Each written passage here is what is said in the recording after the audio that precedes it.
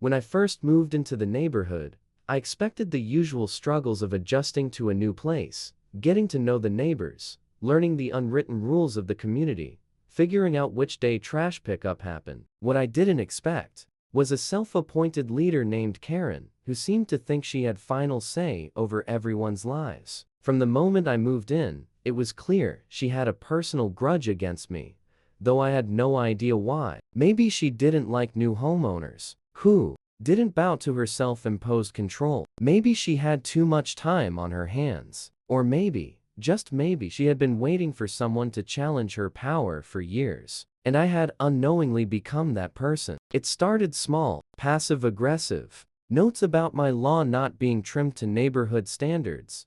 Complaints about my trash bins being 1 inch too far from the curb. And even a ridiculous warning about my porch light being too bright at night. Every week, there seemed to be a new complaint, a new warning, a new violation that I was supposedly guilty of. But I played along at first, humoring the rules, trimming the lawn, adjusting the bins, dimming the porch light. None of it made a difference, because things escalated quickly when Karen, in all herself, righteousness, decided that I didn't belong in the neighborhood at all. It was a Tuesday morning when I checked my mail and saw an official-looking envelope stamped with the Homeowner Association logo. I opened it expecting yet another small fine or some absurd rule update. Instead, I found something even more ridiculous. An eviction notice. I blinked. Then I blinked again. I owned my house. There was no possible way the Homeowner Association had the authority to evict me. Yet here, it was printed in Karen's usual condescending tone. Dear homeowner, after careful review, the Homeowner Association has determined that your property does not align with the established guidelines and appearance values of our community due to multiple infractions and ongoing disputes. We have initiated the process to have you removed from the premises. You have 30 days to vacate the property or face legal action. I let out a short laugh. Legal action? The Homeowner Association didn't have the power to evict me from a property I owned outright. But that's when the final line of the letter caught my eye. Failure to comply may result in foreclosure proceedings. I froze. Foreclosure. That wasn't just an empty threat. Some homeowner associations had been known to abuse their authority, leveraging fines and obscure bylaws to push homeowners into financial distress, sometimes leading to actual foreclosure sales. They couldn't just remove someone from their own home, but they could, in theory, find ways to financially pressure them into leaving the problem. That tactic couldn't work on me because Karen, in all her arrogance, didn't know that I owned the very house she was living in. Karen wasn't just my overbearing homeowner association neighbor. She was a renter, and I, through a series of investment purchases I had made years ago, was her landlord. I chuckled, shaking my head at the absurdity of it all. She had no idea that the eviction notice she sent me could easily turn around and send right back to her. I sat down at my desk, pulling up my property management files. There it was, clear as day. Karen's lease agreement, signed and dated, with my name right at the top as the property owner. I skimmed through the document, making sure there were no loopholes or details I had forgotten. Nope, everything was airtight. Karen wasn't just some overzealous homeowner association president. She was my tenant, and by the terms of her lease agreement, she was in direct violation of multiple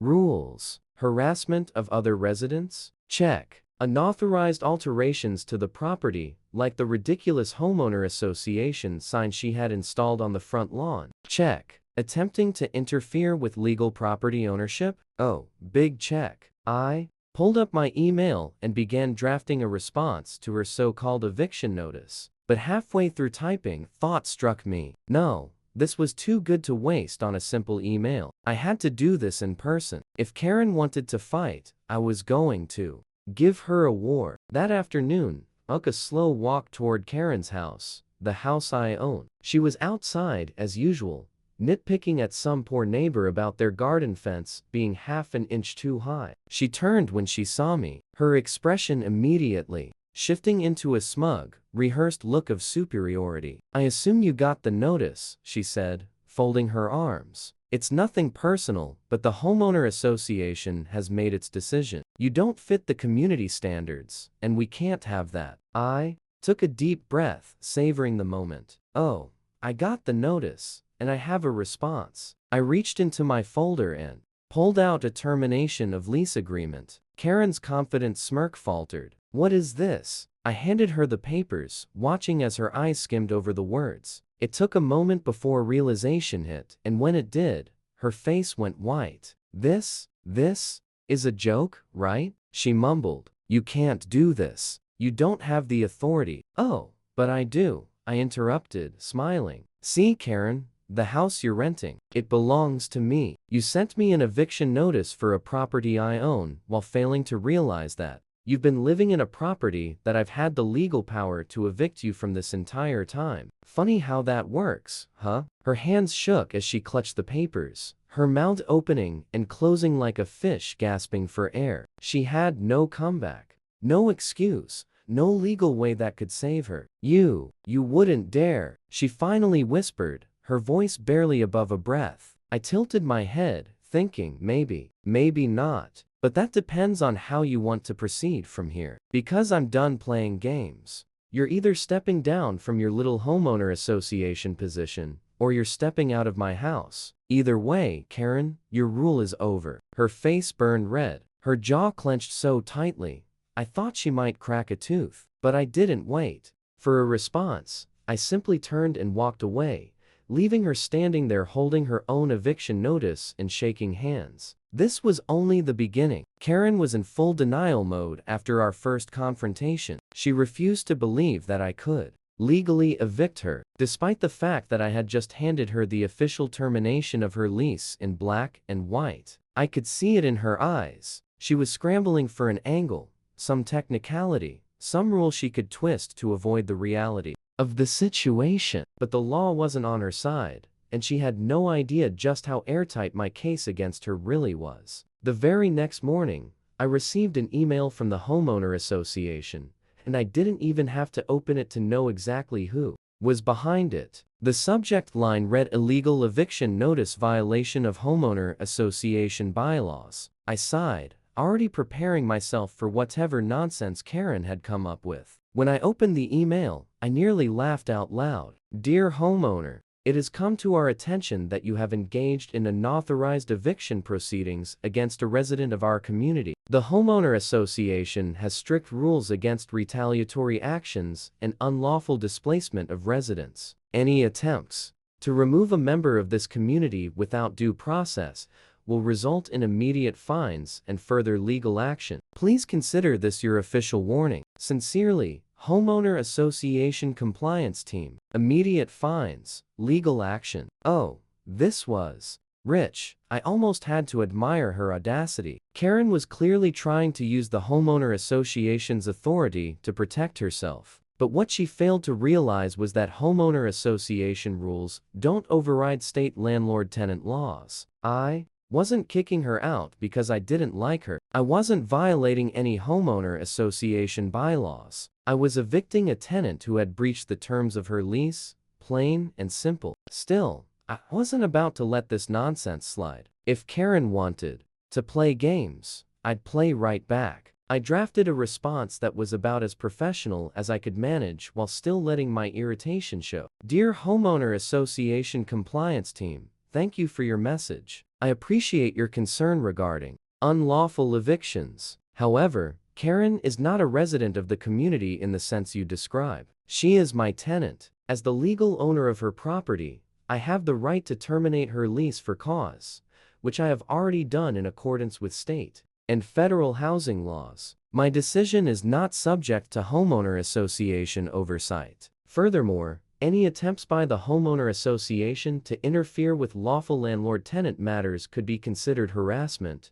for which I am prepared to take legal action if necessary. Best regards, your favorite landlord. I hit send and sat back in my chair satisfied. Karen could try to use the homeowner association all she wanted, but it wouldn't change the fact that she was out of moves or so I thought. Later that afternoon, I heard a knock at my door. When I opened it, 2 police officers were standing on my porch. I immediately knew why they were there. Sir, we need to speak with you regarding a complaint, one of them said. I sighed already, exhausted by the sheer drama of the situation. Let me guess. I said Karen called you. The officers exchanged a glance. She did. She claims you're attempting an unlawful eviction and that you're using intimidation tactics. We just need to ask a few questions. I nodded, stepping aside to let them in. Come on in, officers. I have plenty to show you. I pulled up every document. Karen's lease agreement, the termination notice, the multiple violations of the lease terms. I even showed them the email from the homeowner association. In my response, the officers read through everything carefully before. One of them sighed and looked at his partner. This is completely legal, he muttered. She's not being evicted unlawfully. The other officer nodded before turning back to me. Sorry about this, sir. This happens more often than you'd think. Some people don't understand that homeowner association rules don't override property ownership. I let out a dry laugh. Yeah, I'm getting that feeling. They left soon after, but before they did, one of them made sure to knock on Karen's door. I didn't hear the full conversation, but I did catch the tail end of it as one officer firmly told her, "Ma'am, this is a private issue, not a police matter. Don't call us again unless there's a real emergency." That was the first crack in Karen's defense, but it wouldn't be the last, because the next thing I did, I filed a formal legal notice with the court to move forward with her eviction. And once that paperwork was in motion, there was no stopping it. I gave her 30 days to leave per the lease agreement, but I already knew she wasn't going to go quietly, and I was more than ready for whatever ridiculous trick she was about to pull next. Because now it was eviction day, and Karen was about to learn that the law doesn't change just because she thinks she's in charge. Eviction day had arrived, and despite everything, Karen still hadn't packed a single box. She had spent the past 30 days throwing every last desperate move she could think of to stall the inevitable. She had filed a bogus harassment complaint against me, which was immediately dismissed when I showed the police the full documentation. She had tried to get the homeowner association to intervene again, only to be met with silence after they realized they had no authority over a private landlord-tenant dispute. And now standing on her front porch, my property, she had nothing left but pure,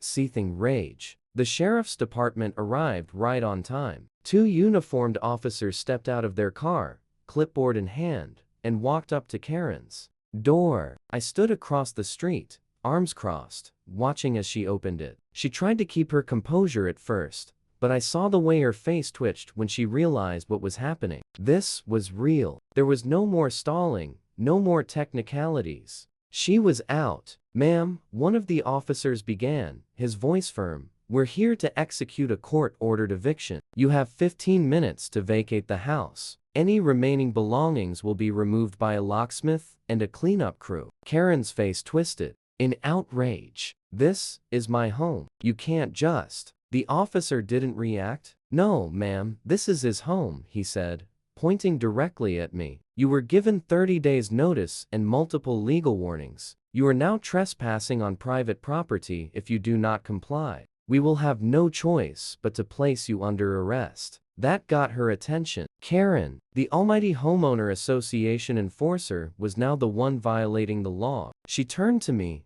desperation creeping into her voice. "You don't have to do this," she whispered. "We can work something out. I can drop the complaints. I can." I raised an eyebrow. "Oh, now you want to negotiate? After trying to have me kicked out of my own home? After dragging me through bogus fines, police calls, and homeowner association? Nonsense." I shook my head. "No, Karen, you made your bed. Time to lie in it." Her expression crumbled into pure disbelief. For the first time, she realized she had lost. She stomped back inside, and for a brief moment, I thought she might actually comply. But then, through the open door, heard a crash. "Ma'am, step away from the property," one of the officers shouted, moving toward the house. Karen had lost it. She was knocking things over, throwing picture frames, screaming obscenities. She kicked a chair over, sending it skidding across the floor, and started yanking drawers open like a deranged raccoon. I sighed. She's really going out like this, huh? One of the officers turned to me. Would you like to press charges for property damage? I considered it. Oh, how tempting it was. But no, I didn't need to drag this out any longer. Not unless she breaks something important. I said I just want her out. And finally, she was. 15 minutes later, Karen stomped down the steps of my house, dragging a single suitcase. Behind her, she glared at me, her face red with humiliation. She opened her mouth as if she was about to say something. One last insult. One final pathetic attempt to regain some dignity. But nothing came, because there was nothing left to say. She turned, got into her car, and sped off without another word. The officer secured the house, changing the locks. As I signed off on the final paperwork, it was over. Karen, the nightmare of the neighborhood, the self-appointed queen of the homeowner association, was finally gone. I stood on my front porch, taking in the peaceful silence. No more bogus fines, no more threats, no more battles over community standards. And just to drive the final nail in the coffin, the very next day, I received an email from the Homeowner Association. Dear homeowner, due to recent vacancies, there is now an open seat on the Homeowner Association board. As a valued member of the community, we would like to extend an invitation for you to apply. I laughed out loud. Karen's house was empty, the neighborhood was quiet, and now they wanted me to take her place. I closed the email and went about my day, knowing full well that I was never going to join that corrupt board. But I would enjoy knowing that Karen, wherever she was miserable knowing she had lost everything.